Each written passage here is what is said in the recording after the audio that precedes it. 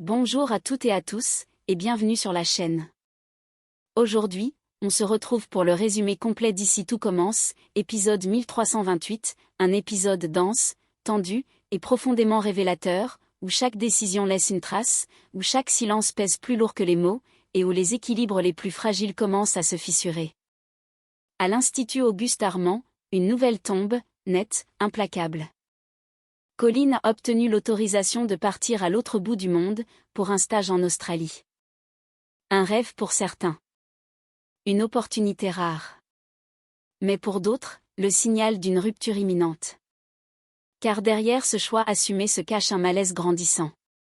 Une inquiétude qui n'ose pas encore dire son nom. Un lien qui se tend, se fragilise jusqu'à frôler le point de non-retour. Gaspard le sent, ce départ n'est peut-être pas seulement une aventure professionnelle, mais un saut dans l'inconnu, aux conséquences bien plus lourdes qu'il ne l'imaginait. Pendant ce temps, en cuisine, la pression monte d'un cran. Entre créativité et autorité, la frontière devient floue. Anaïs tente de tenir la barre, de préserver un cadre, tandis qu'Anouk pousse les élèves à oser, à sortir du cadre, à se révéler. Deux visions, deux méthodes, un même objectif mais un choc inévitable. Et quand la tension atteint son point de rupture, la vulnérabilité prend le dessus, redéfinissant ce que signifie vraiment diriger. Dans les ateliers, ailleurs à l'institut, les doutes s'accumulent. Les idées se cherchent. L'inspiration se fait attendre. Noël approche, mais rien ne semble prêt. Certains tournent en rond, d'autres s'épuisent à vouloir tout porter seul jusqu'au moment où demander de l'aide devient peut-être la seule issue. Et puis, il y a cette zone d'ombre. Un détail qui dérange. Un nom qui ne laisse aucune trace. Un passé étrangement vide à l'ère du tout numérique. Peu à peu, le masque se fissure, et ce qui ressemblait à une simple intuition se transforme en certitude inquiétante. Le danger est là, discret, insidieux et bien plus proche qu'on ne le croit. L'épisode 1328 d'Ici tout commence n'est pas un épisode comme les autres. C'est celui où les choix deviennent irréversibles. Où les illusions se brisent. Et où les conséquences commencent enfin à se faire sentir. Alors restez bien avec moi. Parce que ce qui va suivre pourrait bien changer durablement le destin de plusieurs personnages. Et marquer un tournant décisif à l'Institut. La nouvelle tombe comme un couperet à l'Institut, Anaïs a donné son feu vert. Elle a accepté la proposition de stage de Colline en Australie, pour un semestre entier. Un choix fort, assumé, validé officiellement. Face à elle, Gaspard peine à masquer son malaise. Loin de partager l'enthousiasme général, il laisse échapper, amer. Franchement, je vois pas ce qu'il y a à fêter. Elle est en train de flinguer sa scolarité. Colline se retourne aussitôt, le regard en feu. Tu te rends compte de ce que tu dis? Elle serre les poings, blessée mais déterminée. C'est mon avenir, Gaspard. Mon choix. J'ai réfléchi, j'ai pesé le pour et le contre.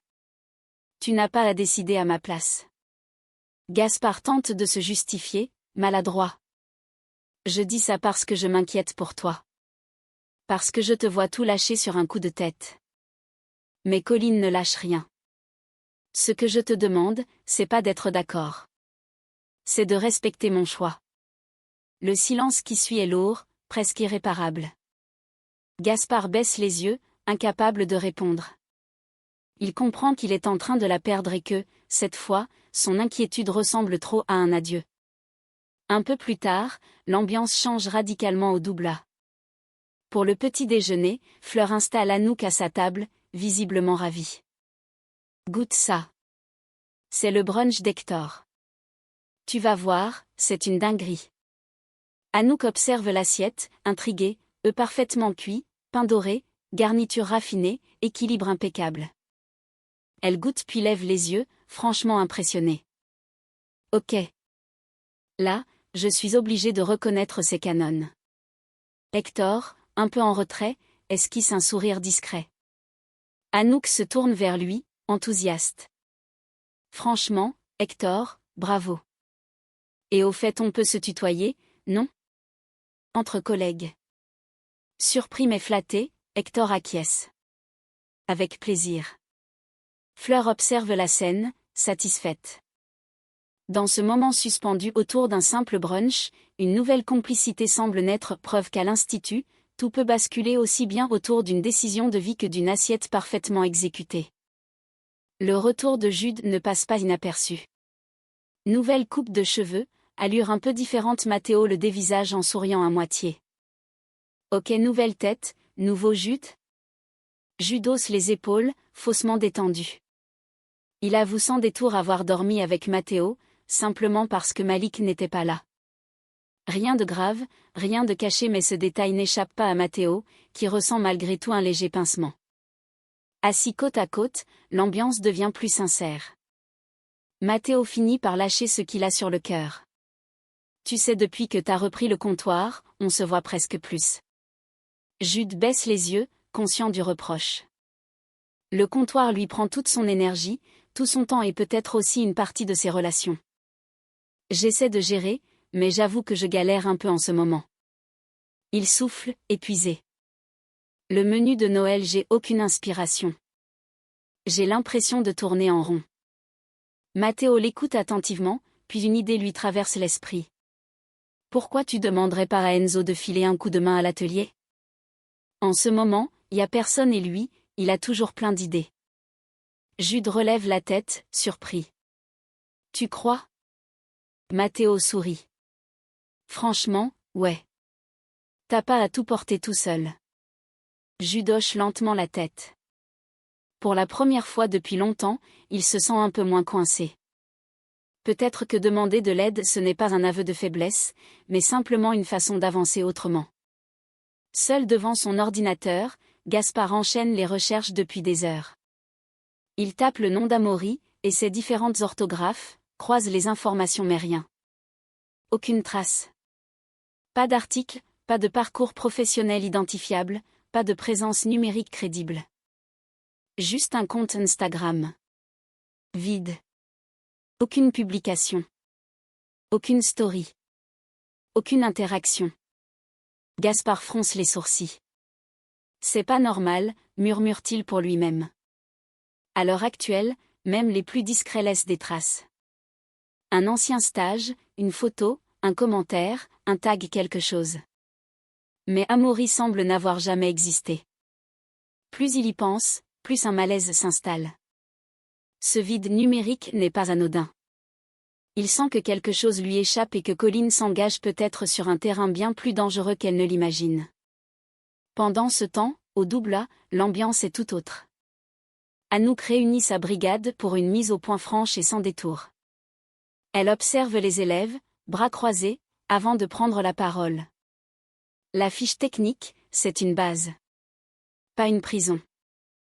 Les regards se lèvent, surpris. Anouk poursuit, déterminée. J'attends de vous que vous preniez des libertés intelligentes. Ajustez, interprétez, osez. Tant que le goût et la cohérence sont là, vous avez le droit de sortir du cadre. Un murmure parcourt la brigade. Certains sont enthousiastes, d'autres un peu déstabilisés. Mais Anouk tranche. La cuisine, c'est pas réciter une leçon. C'est comprendre pourquoi on fait les choses et savoir quand on peut s'en affranchir. Le message est clair.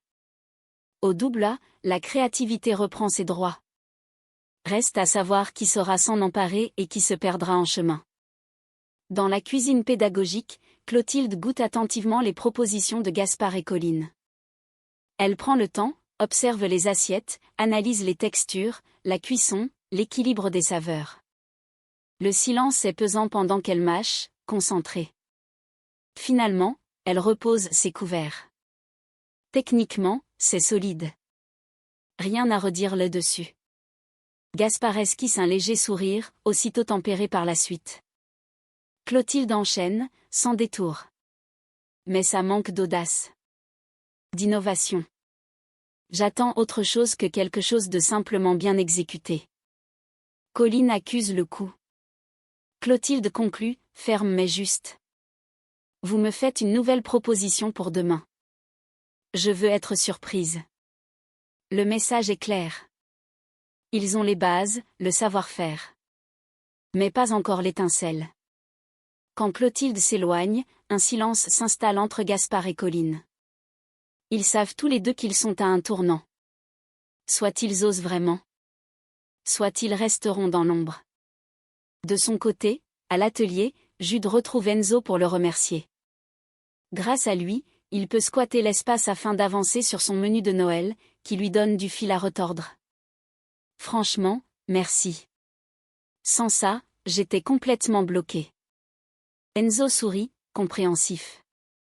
T'inquiète. L'atelier est là pour ça. Un peu plus loin, Solal tourne lui aussi en rond, les sourcils froncés, les carnets ouverts sans conviction.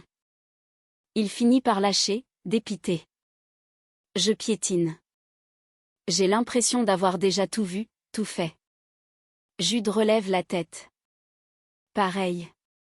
On est censé parler de Noël mais sans refaire du déjà-vu. Ils échangent un regard, puis une idée germe. Et si on bossait ensemble? Propose Jude. Autant essayer. Répond Solal. Très vite, les idées fusent. Ils parlent de futur, de durabilité, de gestes responsables, de produits repensés. L'écologie s'impose naturellement comme fil conducteur.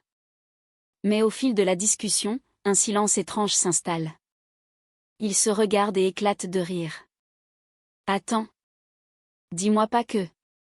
Ils ont eu exactement la même idée. Un menu de Noël futuriste, innovant, engagé, où chaque plat respecte l'environnement sans sacrifier le goût. Bon, soit on est des génies, soit on est très mal barré. Plaisante Jude. Ou alors, ça veut dire qu'on tient quelque chose de vraiment fort. Répond Solal, plus sérieux. Reste maintenant une question cruciale. Comment se démarquer? Quand on pense exactement la même chose? À l'hôtel Jourdain, Carla et Bérénice retrouvent Amaury pour faire un dernier point sur l'organisation du mariage. À quelques jours seulement de l'événement, l'enjeu est immense, tout doit être calé, ajusté, finalisé. Dès les premières minutes, l'atmosphère se tend. Bérénice parcourt les documents, le visage fermé. Attends ça, on avait dit non. Et ça aussi. Carla relève la tête, incrédule. Amaury, aucune de ces modifications n'a été validée. On t'avait donné des consignes très précises. Amaury hausse les épaules, visiblement agacé. J'ai fait au mieux. Franchement, vos directives changent tout le temps. Carla se raidit. Non. Elles n'ont pas changé. Tu ne les as juste pas respectées. Le ton monte. Bérénice tente de garder son calme, mais la panique commence à poindre dans sa voix. On est à quelques jours du mariage, Amaury. On n'a plus le droit à l'erreur. Amaury referme brutalement le dossier. Eh bien justement. Moi, je dis que ça ne va pas le faire. Un silence brutal s'abat. Comment ça ne va pas le faire? Lâche Carla, stupéfaite. Amaury se lève d'un coup. J'en ai marre. De la pression, des exigences, de devoir rendre des comptes en permanence. Il attrape sa veste, déjà sur le départ. Trouver quelqu'un d'autre. Et sans attendre de réponse, il claque la porte. Le bruit résonne longuement dans le hall de l'hôtel, comme un coup de tonnerre. Bérénice reste figée, livide. Mais on fait comment maintenant? Murmure-t-elle, au bord de la crise de nerfs. Carla la regarde, partagée entre colère et inquiétude. Tout ce qu'elles avaient minutieusement préparé vient de s'effondrer en quelques secondes. À quelques jours du mariage, elles se retrouvent seules, sans prestataire, sans plan B. Et une seule question tourne en boucle dans leurs esprits. Comment sauver un jour aussi important quand tout est en train de leur échapper? Suite au dernier retour remonté par Stanislas, Anaïs convoque Anouk pour une mise au point franche. Dans le bureau, l'atmosphère est électrique dès les premières secondes. Anaïs va droit au but, le regard sérieux. J'ai eu plusieurs échos sur ce qui se passe en cuisine. Je ne veux plus que la brigade improvise sans mon autorisation.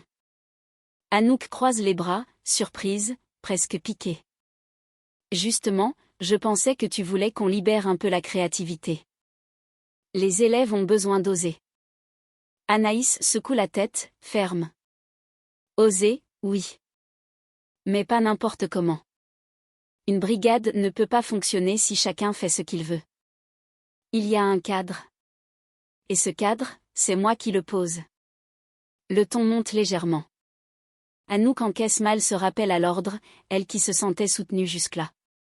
J'essaie juste de tirer le meilleur d'eux. Et moi, j'essaie de maintenir un équilibre, tranche Anaïs. On ne peut pas envoyer des signaux contradictoires aux élèves. Le malaise est palpable. Les tensions, à peine apaisées ces derniers jours, refont surface brutalement. Un peu plus tard, Stanislas rejoint Anaïs, qui laisse enfin retomber la pression. Il perçoit son trouble et choisit ses mots avec précaution. Je comprends ta position mais passer en force, ce n'est peut-être pas la meilleure stratégie. Anaïs soupire, fatiguée. Si je ne tranche pas, je perds toute crédibilité. Stanislas s'approche, plus doux. Justement. Tu n'as rien à prouver. Tu es une grande chef, Anaïs. Ils le savent déjà. Elle relève les yeux, touchée malgré elle. Alors pourquoi j'ai l'impression que tout peut m'échapper à chaque décision? Parce que diriger, ce n'est pas seulement imposer. C'est aussi écouter, ajuster et parfois lâcher un peu sans perdre le contrôle. Un silence s'installe. Anaïs réfléchit. Elle sait que Stanislas a raison mais elle sait aussi que la frontière entre autorité et fragilité est dangereusement fine. À l'Institut, une chose est certaine. Le pouvoir ne se gagne pas seulement par la technique, mais par la manière dont on le porte. Après plusieurs heures de réflexion, Anaïs finit par rejoindre Anouk en cuisine. L'ambiance est plus calme, presque suspendue. Anaïs hésite un instant puis se lance. Je voulais te parler.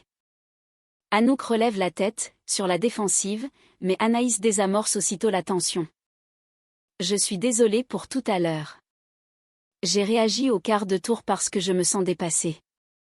Le ton est sincère, sans justification excessive. Anaïs poursuit, laissant tomber le masque de chef inébranlable. Prendre des décisions pour tout l'Institut, gérer les équipes, trancher en permanence, c'est plus lourd que je ne l'imaginais. Elle marque une pause.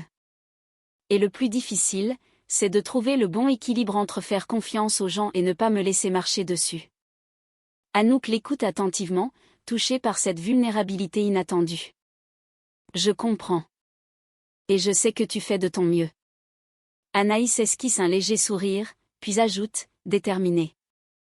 Justement. J'ai envie qu'on travaille autrement. Elle prend une inspiration et lâche ce qu'elle a mûrement réfléchi. Je te propose d'avoir ta propre carte. Une vraie. Tu seras libre de la concevoir comme tu l'entends. Et tu choisis l'élève avec qui tu veux travailler. Anouk reste bouche bée quelques secondes. Sérieusement? Oui. J'ai confiance en toi. Et j'ai envie que cette confiance se voie, pas juste qu'elle se dise. Un sourire éclaire enfin le visage d'Anouk. Dans ce cas je suis à fond. Les tensions s'évaporent peu à peu, remplacées par une complicité retrouvée. Ce moment marque un tournant. Anaïs n'a pas perdu en autorité, elle a gagné en leadership. À l'Institut, l'équilibre est fragile. Mais parfois, il suffit d'un aveu sincère et d'un geste fort pour tout remettre à sa place. Bérénice rejoint Gaspard, le visage fermé, le regard plus déterminé que jamais. Cette fois, elle ne doute plus. Tu avais raison. Elle marque une pause, comme si ces mots lui coûtaient. Amaury, c'est une fraude. Gaspard relève la tête, sans triomphe. Il n'y a aucune satisfaction dans ses yeux, seulement une inquiétude glaciale. Bérénice poursuit, la voix basse mais ferme. J'ai un très mauvais pressentiment. Il est manipulateur, égocentrique, tout tourne autour de lui. Il joue avec Colline, avec ses failles. Gaspard serre les dents. Alors il faut lui ouvrir les yeux. Même si ça doit faire mal. Même si on doit forcer un peu les choses. Bérénice hoche la tête. On n'a plus le choix. Il retrouve Amaury sur la plage, à l'écart, face à la mer. Le décor est presque ironique, calme, lumineux, apaisant à l'exact opposé de ce qui va suivre. Amaury les accueille avec un sourire faussement détendu. « Qu'est-ce que vous me voulez encore ?» Gaspard ne perd pas une seconde. Il sort son téléphone, fait défiler des images, puis le plante sous le nez d'Amaury. « Ton book de designer floral. » Il relève les yeux, glacial. Il est fake. Tout vient de banque d'images. Le sourire d'Amaury vacille une fraction de seconde. Il tente de se reprendre. Vous délirez complètement. Bérénice intervient, implacable. On a vérifié. Image par image. Même les métadonnées. Tu n'as rien créé. Tu as tout volé. Amaury hausse les épaules, tentant une dernière pirouette. Et alors ? Ça change quoi ? Le talent, c'est aussi savoir s'inspirer. C'est à ce moment-là que Gaspard explose. Il le saisit brutalement par le col, le plaque contre lui, le regard noir. « Écoute, Coco. » Sa voix est basse, dangereusement calme. « Tu vas gentiment rentrer chez toi. Tu montes dans un avion. Et tu pars sans Colline. » Amaury blêmit. Gaspard poursuit, chaque mot pesé comme une menace réelle. « Sinon, on se fera une joie de lui prouver que t'es une fraude. Et crois-moi, ça ne sera pas joli. » Amaury déglutit, incapable de répondre. La mer continue de s'écraser doucement derrière eux, indifférente. Bérénice s'approche, glaciale. « Tu as déjà fait assez de dégâts. » Gaspard relâche Amaury avec mépris. Celui-ci recule d'un pas, comprenant qu'il a perdu le contrôle. Cette fois, ce n'est plus une intuition. Ce n'est plus une inquiétude. C'est la fin du jeu. Reste une question suspendue dans l'air salin. Colline arrivera-t-elle à ouvrir les yeux avant qu'il ne soit trop tard ? Et voilà ce qui referme l'épisode 1328 d'Ici tout commence. Un épisode où, en apparence, rien n'explose vraiment. Mais où tout commence à se fissurer en silence. Car aujourd'hui, à l'Institut, les véritables conflits ne sont plus seulement visibles. Ils se nichent dans les regards évités. Dans les choix assumés mais incompris. Dans les décisions prises trop vite ou trop tard. Le départ de Colline n'est pas qu'un simple stage à l'étranger.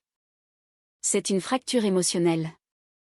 Un point de bascule où l'inquiétude se transforme en rupture. Où la protection glisse dangereusement vers le contrôle. Et où certains commencent à comprendre qu'aimer, parfois, c'est aussi accepter de perdre prise.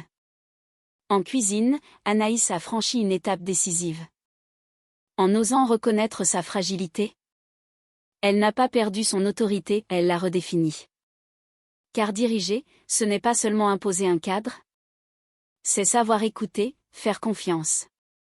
Et accepter que le leadership se construise aussi dans le doute. Pendant ce temps, les élèves avancent sur un fil. Entre ambition et épuisement. Entre créativité et peur de se répéter.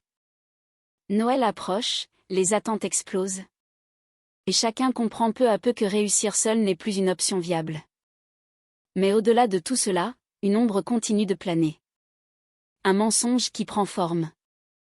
Un passé qui n'existe pas. Et une manipulation qui, désormais, ne tient plus qu'à un fil. Le masque est tombé. Reste à savoir qui en paiera le prix. Cet épisode nous rappelle une chose essentielle. À l'Institut Auguste Armand, les plus grands bouleversements ne viennent pas toujours des cris ou des scandales, mais des décisions silencieuses, de celles qui changent une trajectoire à jamais. Et la question reste entière. Colline ouvrira-t-elle les yeux à temps ? Anaïs trouvera-t-elle le juste équilibre entre contrôle et confiance ? Et jusqu'où les conséquences des mensonges d'Amaury vont-elles s'étendre ? Une chose est sûre. Après cet épisode, plus rien ne pourra avancer comme avant. Si cette analyse vous a plu, n'hésitez pas à liker la vidéo, à vous abonner à la chaîne et à partager votre ressenti en commentaire. Vos avis, vos théories, vos intuitions comptent énormément. On se retrouve très vite pour la suite. Parce qu'Ici tout commence. Chaque épisode rapproche un peu plus les personnages du point de rupture. À très bientôt.